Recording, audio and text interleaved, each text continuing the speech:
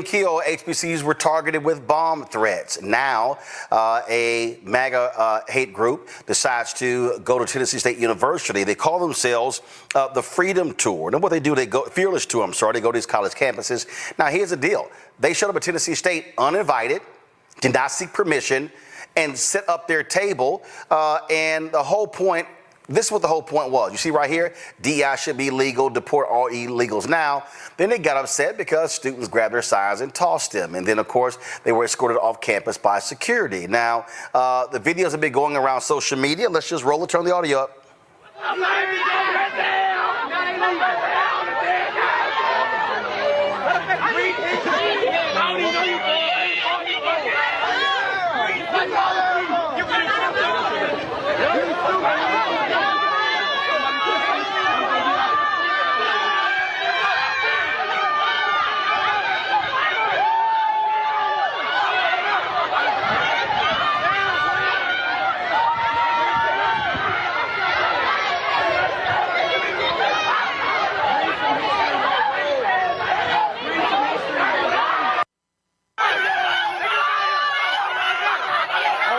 Set up a table.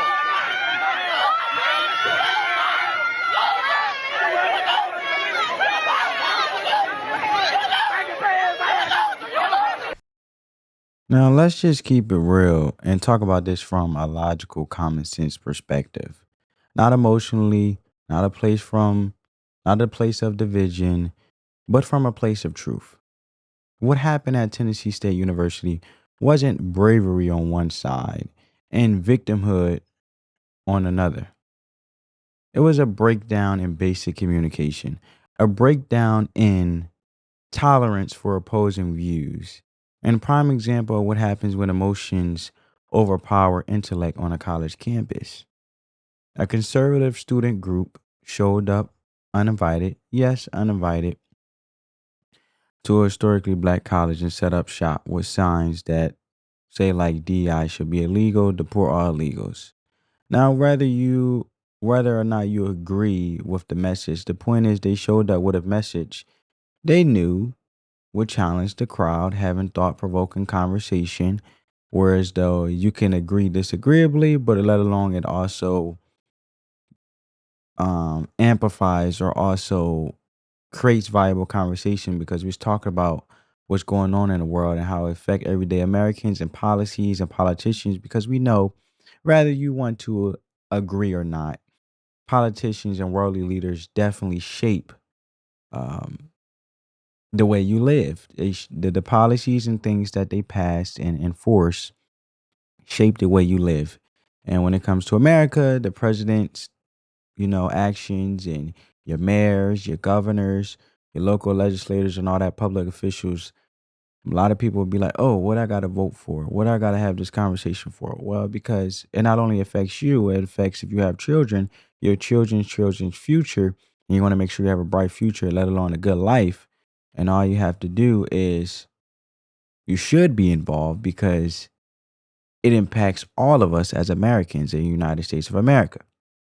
Now, and they didn't yell. This conservative group, they didn't yell. They didn't fight. They didn't throw hands. They wanted to debate. And the whole thing spiraled because some folks couldn't emotionally handle ideas they disagree with. And let's pause there, because college is supposed to be a place where ideas get challenged, where young minds are exposed to uncomfortable truths and different perspectives, not where ideas get shut down because someone feels offended. And I always say it's not what you say, it's how you say things. And even when you're saying things respectfully, you're not calling nobody out their name, you're not throwing personal ad hominem attacks. The reality is a lot of people can't accept the truth, and they look at the truth as something that is attacking them, but that's where your personal feelings come in. And that's why I'm saying that's where the uncomfortable truth takes place. Because you can say something so respectful and no harm, out of love in any way, shape, or form, but you cannot control the other party mind and how they're perceived it, no matter how much you explain it, because some people are going to have preconceived in their mind how they want to make out and remix what you say, no matter what you say. Even if you're holding them accountable out of love, they still look at it like, oh, you belittling me. No, out of love, I am actually hold you accountable because I want to see you grow, but I want you to see you grow in truth. And the only way you can really solve anything or be a better person and continue to work on yourself every day we get blessed to see another day is to acknowledge the truth, just like any other problem or any other issue. And once you acknowledge the truth, then you can look at patterns to solve the problem. Put it like this, right? What have we learned about the scientific method, right, in school? When it comes to physical science and biology, what do they usually start with? A hypothesis, just a thought, right? Hypothesis leads to it being experimented with, and then based on the data, which is the facts, we then see how it does either oppose the initial thought, which was the hypothesis, or it actually supports it. And it's no different when having a conversation and holding somebody true to their truth and accountability for someone that you love. And the thing is, you can disagree passionately and even strongly without acting violently, destructively, or emotionally unhinged. And what's wild is the people who preach about safe spaces and tolerance are the same ones flipping tables, yelling in faces, and trying to cancel anyone who doesn't toe their political line. But don't take my word for it. I want you guys to see this next clip and then let me know what you guys think down in the comments below. What part of our systems is for people of color? All of it. The entire system is for everybody. Anybody who's an American citizen. So you feel like there's nothing. So you feel like everybody is equal. Yeah. I mean, everybody's equal in their rights, but not everybody's obviously equal in their, what they have. Like, I grew up in a double wide trailer. He grew up in Boca Raton, so, we didn't grow up equal. We're both white. I mean, he's a Jew, so that's probably why he grew up in Boca Raton. But so we're not equal in what we possess as we start always, but we are equal in what we're allowed to do, our opportunity. Can I ask you, do you think that there's any law that allows me to do something that you can't do, for example? I don't think there's any laws that say that you can do something that I can't. But then again, this system can't be ignored. Like, we can't just say it does not exist because there are countless examples of it existing. Maybe just one example of what you're talking about. So what's wrong with the system that allows, I guess, racism to be systemic or institutionalized? I mean, I would argue the opposite. Like, again, we have civil rights acts on top of civil rights acts, in addition to the 14th Amendment's equal protection clause. 14th Amendment being written for the sole purpose of expanding and equalizing the rights of white people and black people. And furthermore, the 14th Amendment equal protection clause echoes exactly what, like, the Civil Rights Act says, right? You cannot be discriminated based on your inalienable characteristics like your race, your sex, your sexuality, etc. But even though we have these laws, that doesn't stop it from happening. We still know that. You're right, racism does happen still, even though there are laws that ban it. And I think that those laws are oftentimes used to enforce a culture of anti-racism in the United States. We actually cancel people for being racist all the time. But we have in the system, as far as the system goes, you can't stop people from being racist on an individual level, unfortunately. It happens in every country, on every continent, all around the world, and it has since the beginning of time. But what you can do is make it illegal to institutionalize it by saying, you can't allow you have to allow everybody to eat at your restaurant. You can't not admit people based on their color. You can't prioritize people based on their color, etc. And I would say that I would say getting rid of DEI works towards that objective. So, y'all had say make America great again. How do y'all feel that America is not great, and how do y'all feel that America can be great again? And when was it great? Yeah, I would say that the most recent example of America being great was the first term of Donald Trump. And then we had 4 years of Joe Biden in chaos, and then Trump is president again. So this was his campaign hat for his, lead up to his second term. A few moments later. Come on. Yo. You better not, boy! You better not! Okay.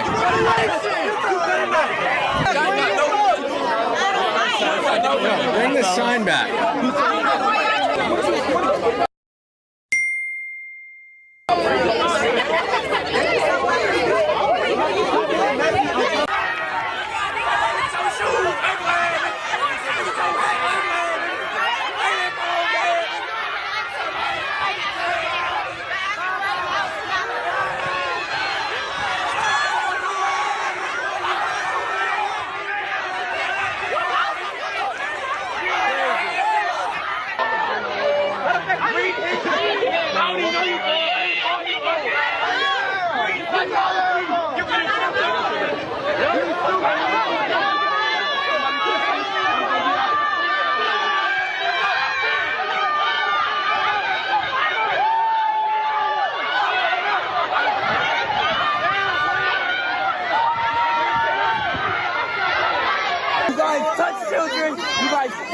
showing them the door.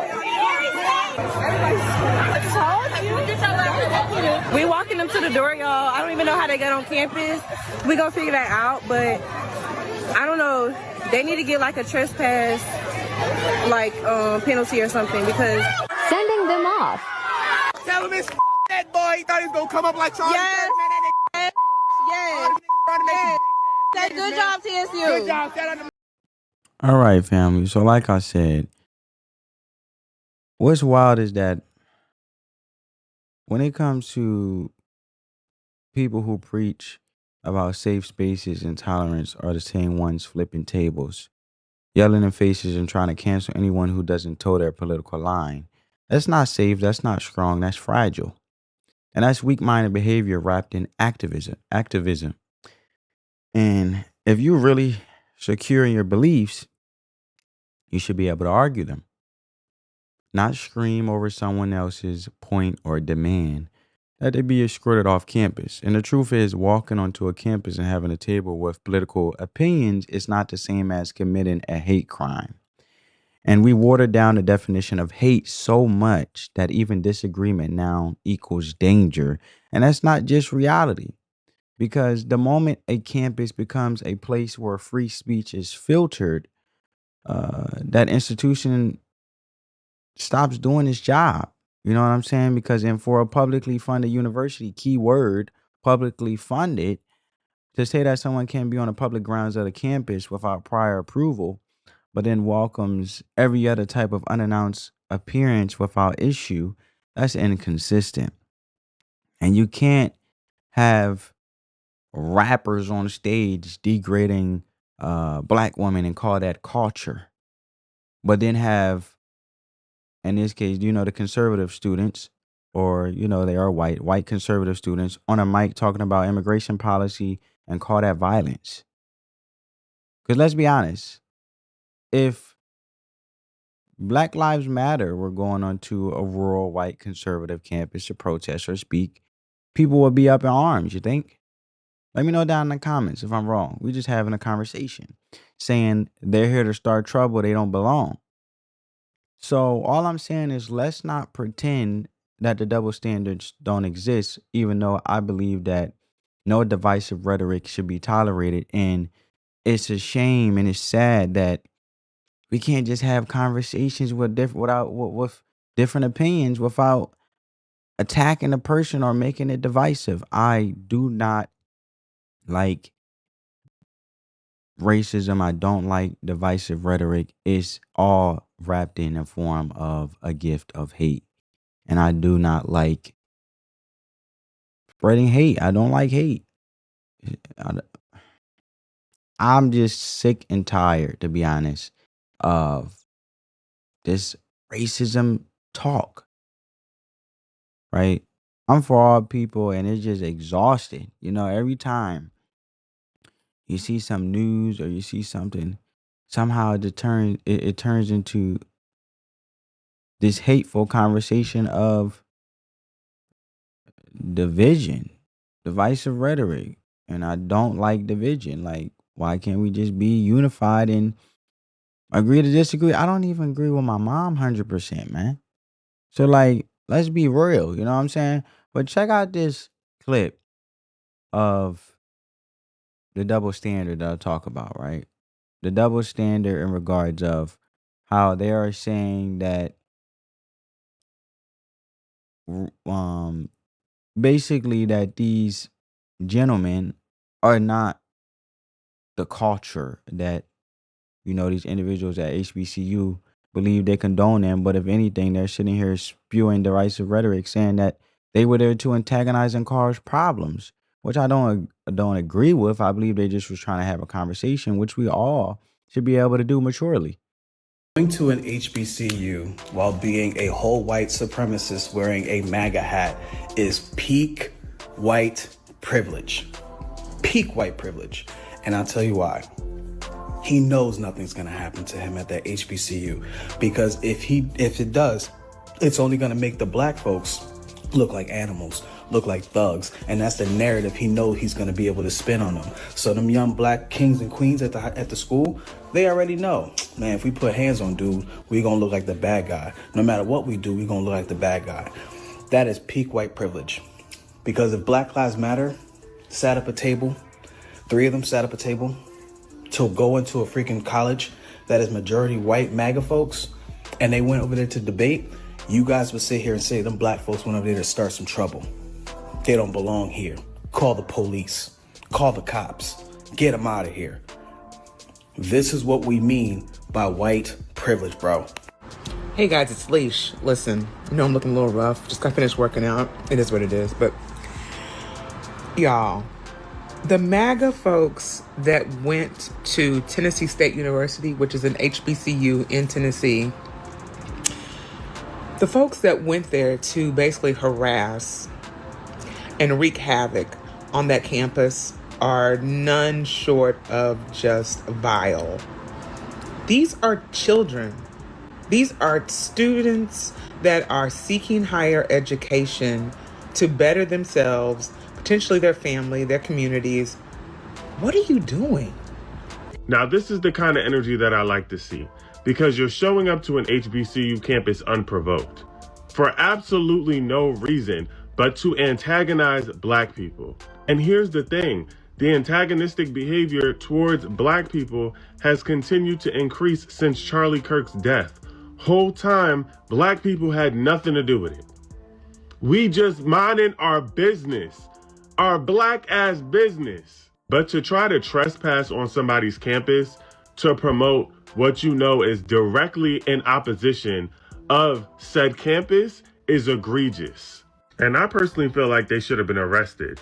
But since we all know how that go, I'm proud of my HBCU brothers and sisters for doing this. All right, family. I just want to say before we get to the news clip of this thing is what's really concerning here, what's really the bigger picture is we got universities and many of which are struggling to graduate students on time, like Tennessee State, with a 4-year graduation rate of 15%, in these academic institutions. And the thing I say that defeats institutions, colleges, the beauty of it is you have a diverse mind of individuals with, different opinions, different views, that iron can sharpen iron, because now you can look at things from different perspectives that another person may have explained it or articulated themselves in a way which you may never have thought of, which is beautiful. Dialogue is always beautiful as long as it's not divisiveness being spewed or any type of form of hate. It can be a beautiful thing even if you disagree.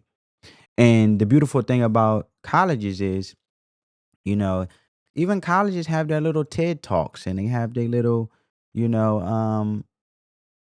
events where you can talk about real issues and agree to disagree all the time, but it doesn't push the envelope to evolve education and connect to the real world issues while also getting a better education, or while also getting education, I should say, in a higher education setting, because now you can get different perspectives. But when you close those different perspectives and operate in an echo chamber, you only see what you see. And that could be dangerous, because if education is supposed to prepare you for the real world with different analogies, real world examples, not a world where everyone agrees with you.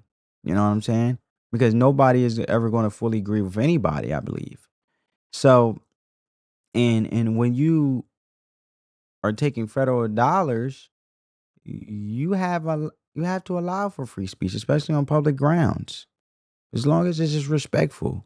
And if your student body can't handle debate without turning the place upside down, then is there really education? Are they really getting educated? Or they just want to live in a world where everyone agrees with you, which is not the real world, right? But let's continue after this, news clip of the event. A clash on campus sparking a debate about the First Amendment. Good evening, everyone. Thanks for joining us at 6. I'm Rory Johnston. And I'm Carrie Sharp. Members of Fearless Debate say they were just trying to create conversation and discourse on Tennessee State University's grounds. But the NAACP's Nashville chapter says the group came to campus with rhetoric aimed at provoking and demeaning students. News Channel 5's Aaron Cantrell tells us how the fallout is having a big impact. Because this incident has gone viral, it's sparking strong responses from not only students, also alumni, advocacy groups, and beyond. The group behind the Fearless Tour, a grassroots organization inspired by the late Charlie Kirk, says it's bringing honest conversation and open debate back to America's college campuses. And I would say getting rid of DEI works towards that objective. On Tuesday, the conservative commentators entered Tennessee State University, a historically black college without permission, according to officials, bringing a table, microphone, and inflammatory signs, sparking outrage from students. Campus police and staff responded, removing them from the property. You know, in a university, I think particularly in the aftermath of Charlie Kirk, there are some genuine security issues, not just for people on campus, but for people who might be coming in. TSU says students conducted themselves professionally and respectfully. Social media posts from the group show students shouting, filming, and following them as they were escorted away. John Vile, a contributor to MTSU's First Amendment Encyclopedia, says TSU had the right to remove the group under its policy requiring advance approval for demonstrations. You know, what TSU has done, as far as I can tell, is perfectly legitimate. There are different rules for different places. But the NAACP Nashville chapter goes further, saying this was not just political expression, but an intentional effort to antagonize, disrupt, and instill fear in a space meant to be safe and supportive for black students. They added, "We are both infuriated and alarmed that groups like Fearless Debates are targeting HBCUs in 2025 with rhetoric that echoes a long history of exclusion, racism, and systemic oppression." TSU representatives say they are reviewing all video footage to determine how the individuals gained access to the campus. In Nashville, Aaron Cantrell, News Channel 5. All right. Well, if, TSU have operated within the guidelines of the law, that's fine. But however, if, the NCAACP,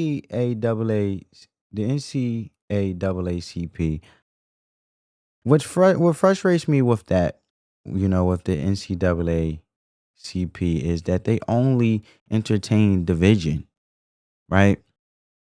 They only want to entertain it when it's a black and white thing. The advancement of colored people, NCAACP, right? And however, why can't it just be about ensuring that civil rights for everyone, right? Because, and a lot of people say, oh, well, it's just for colored people. Well, the thing is, the individuals that were there on the campus, even though they may have came uninvited, and then, TSU, like he just said, operated within the guidelines of the First Amendment and hasn't done anything wrong, and there's different guidelines for different places. That's fine and all, but let's have the conversation in regards of, all right, well, if individuals want to come to different campuses and have discourse to not only have different of opinions and, create productive conversation that would then push the envelope for America to be better and all of us to be better citizens and, college campuses to also evolve with their education while still connecting with the people in the current time and the current era with real life examples, then that's fine. Can we just say in regards of security measures, how can we go about having these conversations and these conversations taking place while it's still in the guidelines of things in respect of the law, right? And let's remove the divisive rhetoric and all of the, the so-called, provoking or antagonizing, and let's just have the dialogue on how to see we can promote within institutions respectful conversation, because I think that's a big thing, especially in the real world. Individuals should know how to articulate themselves and have conversations even if they agreeably disagree. So I don't think they should totally absolve the simple fact of having conversations with different beliefs. We can go about it in the right way with security measures, unfortunately, so things don't happen where violence or anything don't take place or anyone lives get taken place. But you know, I'm looking at it from that standpoint. Oh, the NCAACP can say, okay, human rights from both situation, it can be um respective dialogue without violence. So let's look at ways to evolve that in security, and continue to have conversations. And the reason why I say that is because free speech is an amazing thing. Like I said, right? So it prepares you for the real world when it comes to not operating in an echo chamber. So, do you, in an education setting where you have young adults or adults, want to show or hold the standard where students are emotionally triggered by sounds and sound bites who can quote lyrics from degrading rap songs without batting the eye, but only want to talk to people who agree with them? Because that's backwards. That's not growth. And the question really becomes, what are the schools producing? Are they giving back engineers, scientists, innovators, thought leaders, or are they producing folks who are just politically sensitive and emotionally unstable? And I'm not saying these individuals are, but I'm saying is, yeah, one guy holding a screwdriver for what? I didn't see, as far as I see in these clips, I didn't see the individuals, the conservatives, the guys who were at the table, come at them in any way, shape, or form. They look like they were just trying to have a conversation to me. And I may be wrong because I'm always open to the possibility of being wrong. But if you really look at it, we need to start asking if schools, especially the ones with 91% acceptance rates and 15% graduation rates, are good at using tax dollars. And I'm not saying we cut off funding to all HBCUs. Let's be clear. Because schools like North Carolina are doing real work, producing, engineers. And since it's a story black college, black engineers and tech innovators who are making waves.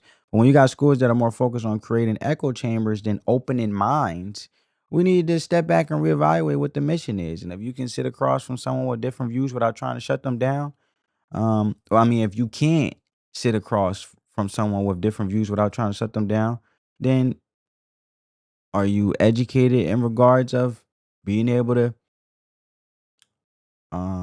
be professional, you know? And I feel like we need more civil discourse, not less, more debate, not censorship. And we have to stop labeling every disagreement as harm, because that's how real speech dies under the weight of fake offense. And let's keep it real. If you're threatened by a table and some signs, maybe you need to ask yourself why the signs shook you or triggered you. And if the argument is weak, then you have the discourse and you learn from each other. And if the other side is lying, bring the truth, right? Have real discourse. That's the difference between emotion, wisdom, and between activism and maturity. So whether it's fearless debate, turning point, Black Lives Matter, anybody else, the standard should be the same. You can't say speak to truth to power and then cry hate speech when the truth ain't yours. You know, you need backbone on both sides on the aisle, more students and leaders willing to engage and step up and, yes, even disagree without losing control, because that's how you create real leaders, entrepreneurs, CEOs from a business perspective. That because when you're in the business and of things, feelings, there's no place for feelings. It's just business. So that's what real education is, right? That's what real leadership sounds like. So I don't think we should cancel people for having a conversation. Maybe we should cancel the culture of, people that shut people down instead of when they don't align with their own views, instead of, you know, standing up and speaking the facts. But it's time we mature as a society, I believe, and you know, act as adults on college campuses and do things the right way. And that's how we grow. That's how we build. Anything else is just noise, in my opinion. Let me know what you guys think in the comments below. Peace.